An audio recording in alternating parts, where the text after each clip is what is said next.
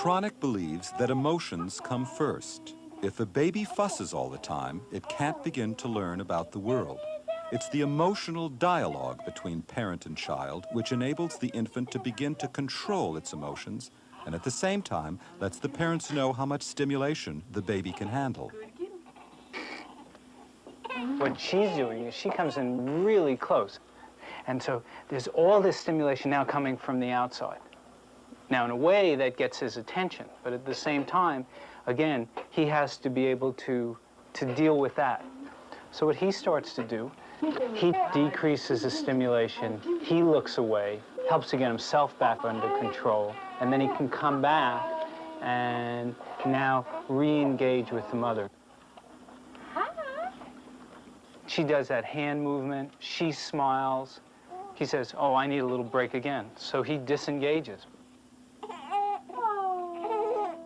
And then he smiles and she comes back in so that they're really in sync with one another. But if they do get out of sync, he knows that if he then smiles, that she'll come back. And what you're seeing is almost a perfect dance between them.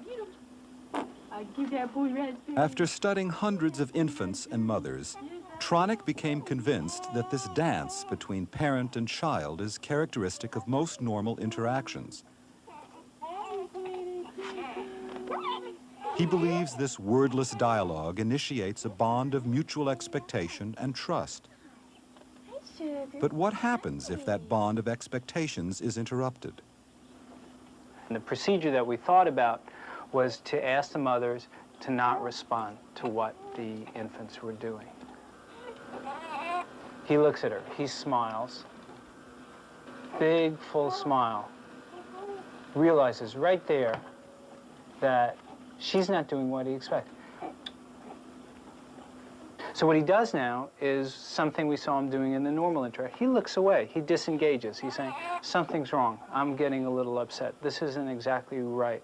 So I'll look over here. Right now he's saying, this doesn't feel real good. And I'm gonna try again. And looking at my hands is a way, I'll calm down a little. It's kind of self-comforting. It comes back here, looks at her, but there's no smile.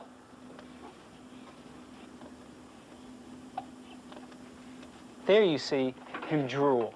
And this is a baby who wasn't drooling before, didn't have any of the signs of even losing a little bodily control. He starts tonguing, another sign of being upset, and now he's hiccuping.